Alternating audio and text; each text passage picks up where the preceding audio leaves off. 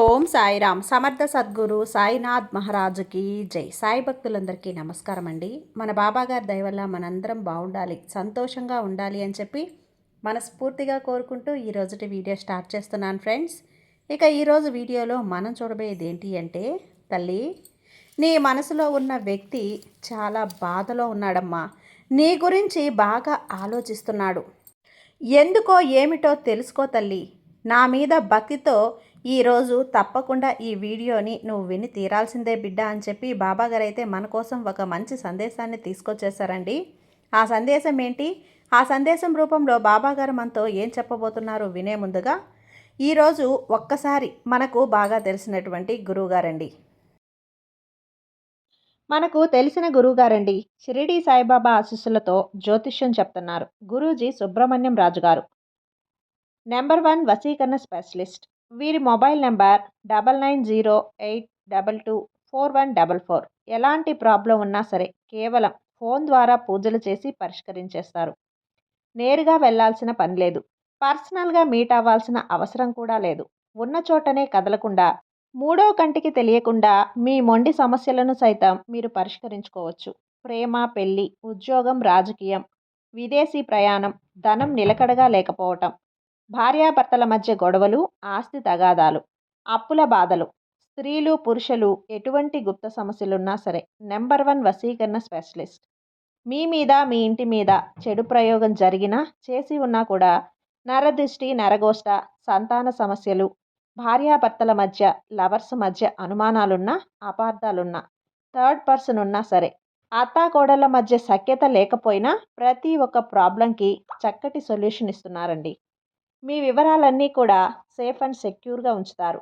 మీకే కాదు, దేశ విదేశాల్లో ఉన్నవారు ఎలాంటి ప్రాబ్లమ్స్నైనా సరే పరిష్కరించుకుంటున్నారు. ఎంతోమంది విదేశాల్లో ఉన్నటువంటి వారు, దిక్కుతోచని పరిస్థితుల్లో, అయోమయ స్థితిలో ఉన్నవారు ఇప్పుడు గురువుగారికి కాల్ చేసి వాళ్ళ ప్రాబ్లమ్స్ని సాల్వ్ చేసుకొని ఈరోజు హ్యాపీగా లైఫ్ లీడ్ చేస్తూ చాలా సంతోషంగా ఉన్నారు.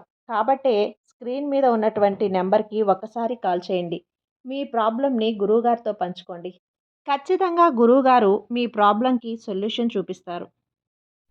ఇక వీడియోలోకి వచ్చేస్తే, బిడ్డ, ఈరోజు నీ మనసులో ఉన్నటువంటి వ్యక్తి, నీకు ఇష్టమైన వారు, నీ మనసులో ఉన్న వ్యక్తి ఈరోజు ఏ పరిస్థితుల్లో ఉన్నారు, ఏం ఆలోచిస్తున్నారని అయితే అనుకుంటూ ఉన్నావు కదా. అయితే నీ మనసులో ఉన్న వ్యక్తి చాలా బాధలో ఉన్నాడమ్మా. ఇప్పుడైతే ఆ వ్యక్తికైతే చాలా చీకటి ప్రదేశం అయిపోయింది. ఎందుకంటే ఆ వ్యక్తి మీ నుంచి దూరం అయిపోయాడు కదా, అందుకనే చాలా బాధపడుతున్నాడు. చెప్పుడు మాటలు వినటం వల్ల ఆ వ్యక్తి అయితే మీ గురించి దూరం అయిపోయాడు. కొంతమంది అయితే మనసులోనే ఏదో ఊహించుకొని ఇదే జరిగి ఉంటుంది, తను ఏదో అని ఉంటుంది అని చెప్పి మీ గురించి తప్పుగా ఊహించుకొని మీ నుంచి అయితే దూరమై ఉండవచ్చు. మిమ్మల్ని తప్పుగా అర్థం చేసుకోవటం వల్లనే ఇప్పుడైతే ఆ వ్యక్తి చాలా బాధలో ఉన్నాడు.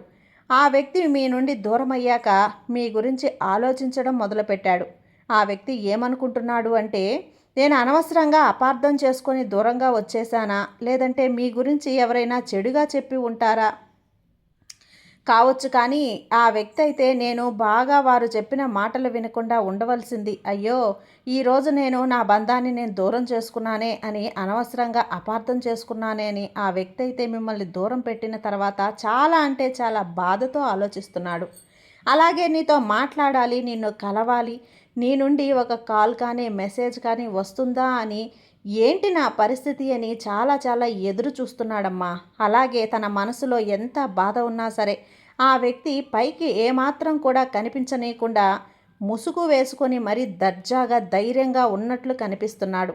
అయినా నాకేంటి, నాకేం కాదులే అని ఆ వ్యక్తి అయితే చాలా ధీమాగా కనిపిస్తున్నాడు. కనిపించేదంతా నిజం కాదు. ఆ వ్యక్తి అయితే మీకోసం చాలా చాలా ఎదురు చూస్తున్నాడు, చాలా చాలా బాధలో ఉన్నాడు. అలాగే ఆ వ్యక్తి ఏమనుకుంటున్నాడంటే, మళ్ళీ మీ జీవితంలోకి రావాలి, కొత్తగా జీవితం స్టార్ట్ చేయాలి, ఈసారి ఎవరు ఏం చెప్పినా సరే వినకూడదు, అయినా సరే మళ్ళీ నా సొంత విషయాల్లో ఎవరూ కూడా దాంట్లోకి ఉండకూడదు అని చెప్పి చాలా చాలా ఆలోచిస్తున్నాడు. ఆ వ్యక్తి మీ గురించి ఆలోచిస్తూ, జరిగింది గురించి ఆలోచిస్తూ చాలా బాధపడుతున్నాడు.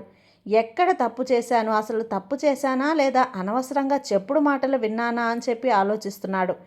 ఎంత అది రిస్క్ అయినా సరే మళ్ళీ మీ జీవితంలోకి రావాలని చెప్పి అనుకుంటున్నాడు, తపన పడుతున్నాడు, కంగారు పడిపోతున్నాడు. ఆ వ్యక్తి మీరు చూపించిన ప్రేమ గురించి ఆలోచిస్తున్నాడు. చుట్టూ ఎంతమంది ఉన్నా కానీ, కుటుంబ సభ్యులు కానీ, సంపాదన పరంగా కానీ, ఏం ఉన్నా కానీ, చుట్టూ ఎవరు ఉన్నా లేకపోయినా వారి గురించి ఆలోచించకుండా కేవలం మీ గురించి మాత్రమే ఆలోచిస్తూ ఉన్నాడు.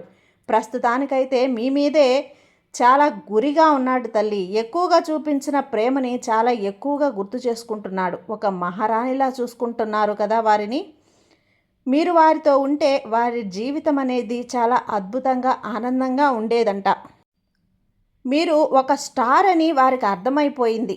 మీరు లేకపోతే వారి జీవితంలో సంతోషమే ఉండదు, ప్రేమ కూడా ఉండదు అని చెప్పి ఆ వ్యక్తి తెలుసుకున్నారు.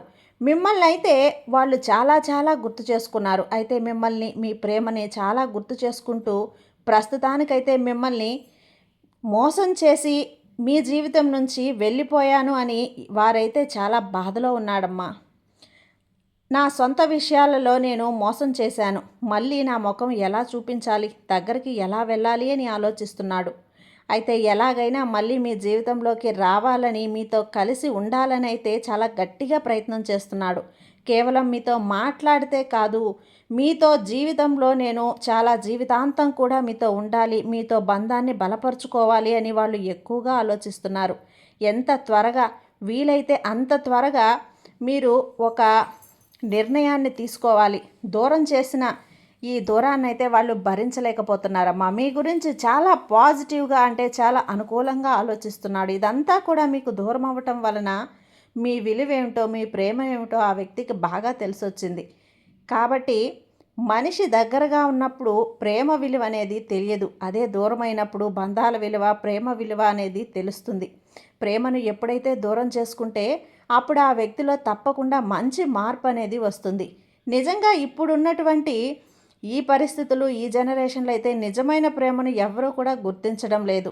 ఏదో టైంపాస్కి మనం ప్రేమిస్తూ ఉన్నాం, వారినే ఎక్కువ నమ్మి మోసపోతూ ఉన్నాం. నిజమైన ప్రేమకి, నిజాయితీగా ప్రేమిస్తే వారికి ఏదో ఒకటి ఇబ్బందులు ఎదురవుతూ ఉంటాయి.